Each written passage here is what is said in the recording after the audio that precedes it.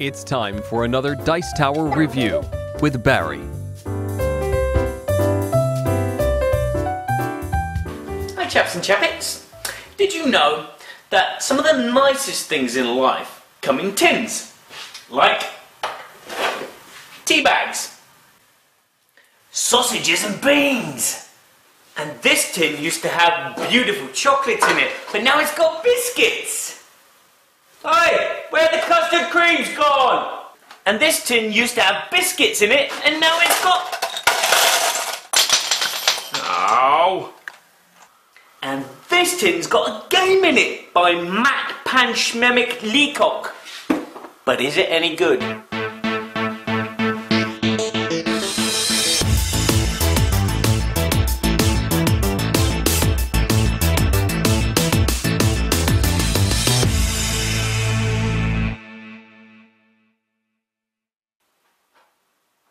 So let's start on a positive note. This tin holds everything perfectly. Look at that.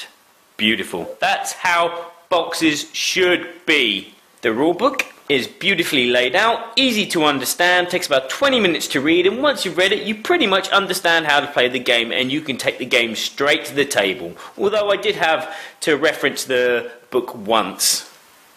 So what is the Forbidden Desert? Well, it's a desert and it's forbidden. Yeah, anyway, the Forbidden Desert is kind of like the last 30 minutes of a Indiana Jones film or the last act in a Drake's Uncharted adventure. The players play adventurers and they take their roles secretly and given a special power which goes and corresponds with it. You are adventurers looking for the ancient city which is buried in the sand, and this city has a secret which is this flying machine which is solar powered, and you want to discover it and take it back home.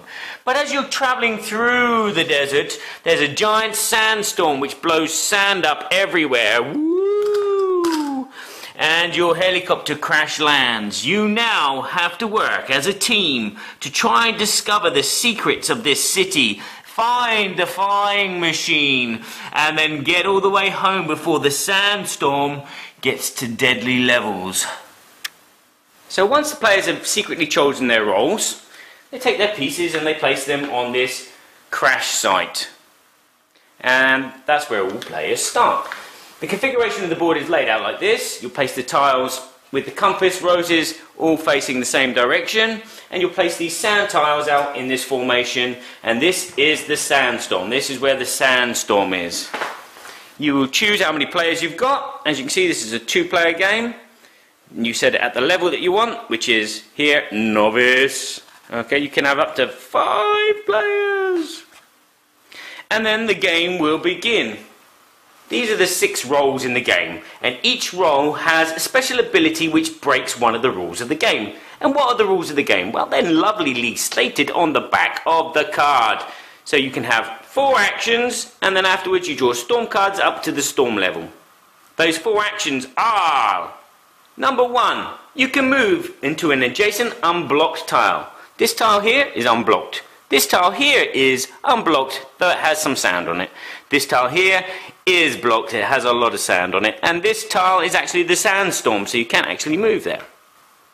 2, you can clear sand from an adjacent space. So one action would clear that sand. You can clear it from the space that you're on. One action would clear that sand. Or you can clear it from a big pile of sand. 1 action, 2 action, 3 actions just to clear that. The third action you can do is excavate. You can only excavate a tile if there is no sand on it. So in this case, this tile could not be excavated. But once there's no sand on it, you can excavate it. For that one action, you turn the tile over and it will reveal something. In this case, it's an artifact, an object. And there's a deck of object artifact cards. And you just take one from the top. In this case, it's a Doom Blaster, which you can play at any time, and it does not count as an action, so you can play it on another player's plane, and it will remove all sand from one of the tiles adjacent. There's also another one, a Time Throttler, which basically gives you 2 more actions. And there's a variety in there. Well, not that many, but there's a few in there. Some of the tiles will tell you a clue to where one of the objects of the flying machine is. So like the compass of the flying machine is somewhere in this row. And it won't be until you find that the second you'll know that it's on that tile. Some of these tiles have these tunnels, which means that when you're on here for one action, you can move to that one immediately. These tunnels are very useful and they will protect you from the sun, which I'll talk about later. You also have these tiles here with the water on it, the little oasis. Okay, these play an important part as well because some of them don't have water, but some of them do. And I'll talk about water in a minute. And the final action that you can possibly do is pick up a part. But you can only pick up a part if there's no sand on the tile and if the location has been excavated. And then you can pick up. So that would be 3 actions. Now this tile here, you need this tile. This is where the body of the flying vessel is. Ta-da!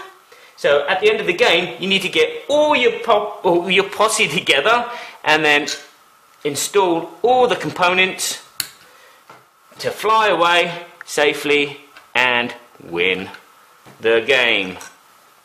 So after the players had their 4 actions, that's when it turns to the next part of the game, where you draw sandstorm cards. At the beginning of the game, it will be set at whatever level you set it at, so in this case, I'll draw 2 cards. You turn these over and they're indicated which way the storm moves. So in this case, the storm here moves down 1 space. So the storm is now here. And what it does is it leaves a trail of sand behind it. And so you place a sand tile on top like that. And as you can see, there's another one. So the storm moves this way. And because there's sand on this one, that's when you put it that way up. Which means that it's impassable. Nobody can walk on it. And as the game goes on, more and more sand will be added to the map.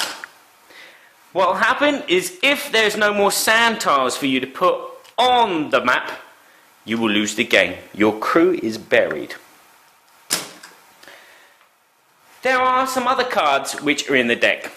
Number 1, the storm picks up. This basically means that you move the arrow up a notch.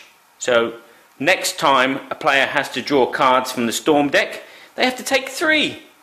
And obviously 4, 5, 6 as it moves up. And if it ever reaches the top level, it's game over. Another card in the sandstorm deck is the sun beats down. Now I spoke to you briefly about water and why it's important.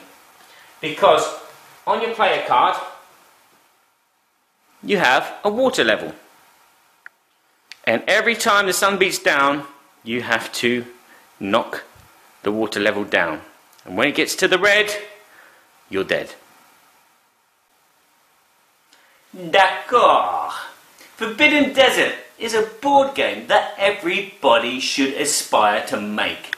This game just gleams professionality. The box is beautiful, the insert is beautiful, the rule book is beautiful, the components are practical and nice, the artwork, everything is lovely. The rules are simple, the gameplay is simple, light, fun. This is a family game, which is an adventure, race against time puzzle. You're trying to turn these tiles over as quickly as possible to find the clues, to find the bits, to make the ship, to fly away and win the game. Simple.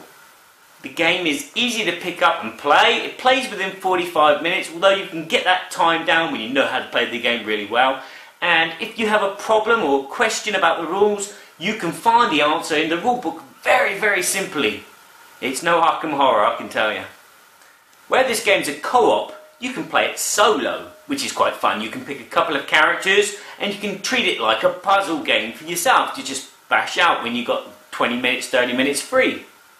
Although the game does feel a bit formulaic, a bit like a Sudoku. Once you know what you've got to do and how to do it, it becomes quite easy. And again, you have got the levels to make it harder and more difficult. But again, it's just the repetitiveness of the game. the randomness of the cards in the deck and the randomness of the tiles does not really extend the gameplay. For example, I've played this game about 10, 15 times and I'm starting to get a bit fatigued of the game.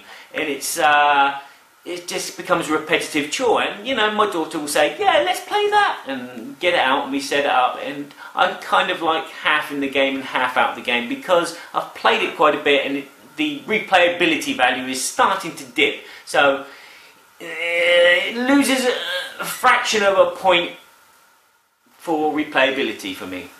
All the mechanics of the game are solid. You're not going to have any problems. The mechanic I really love is the finding the clues. Where you turn 2 tiles over and they point to a location, and then you just got to get to that location and get what you got. I wish there was something like that in Cluedo. Make Cluedo so much better. You know, if you find a clue in the kitchen and you turn the card over and it says yellow, and then you look at the board and you go, okay, there's yellow wallpaper in the billiard room. The candlestick's yellow, okay, and then you find another clue and it says green, and then you put the 2 and 2 together, but there's no green on the candlestick, but the billiard room has a billiard table which is green and the yellow wallpaper, so the murder was in the billiard room.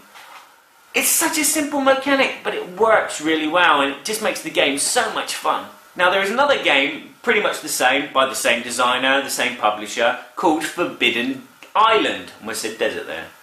Luckily I didn't say Hero Escape. But yeah, Forbidden Island is probably pretty much the same. I can't comment because I've never played it. But one game that I have played is Pandemic, which is again by the same designer. And it's a co-op game where you're moving, you have the actions, the move, the research, whatever. And I can compare it to that.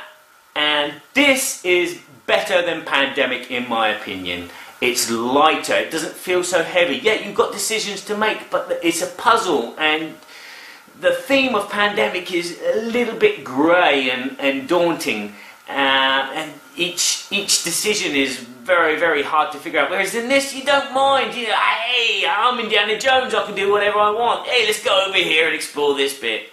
And that's where this game shines. Its lightness, its heart, its core, its spirit is really, really good. Now, there's one rule which bogs this game down. Sorry to say it. It's the rule where if one player dies of thirst, all the players die and it's game over. What a really...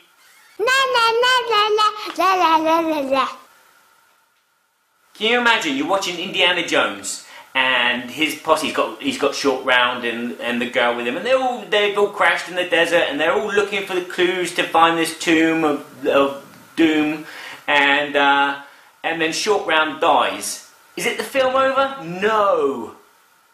Why can't the characters carry on playing? Yeah? And carry on finding the clues. It's like the Alfred Molina character in the first film. If he died and Indy died at the same time, it wouldn't be a good film, would it? It'd be boring. But Alfred Molina's character died, and then Indy grabbed the artifact. Why can't you do that in this game? Come on, Matt, you've seen... So that is the real bugbear of this game for me. It's just a rule for losing the game, making the game end, and it's just doesn't fit. It doesn't.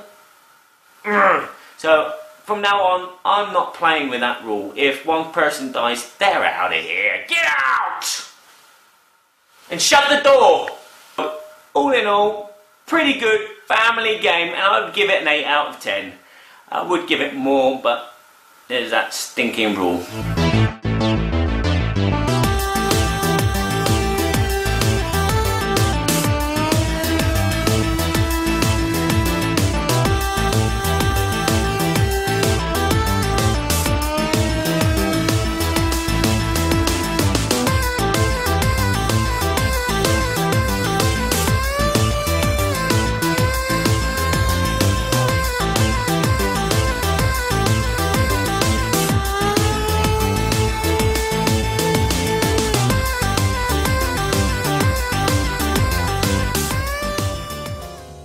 Thanks for watching our review today.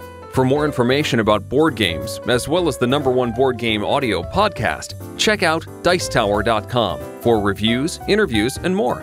I'm Eric Summerer, and you've been watching The Dice Tower.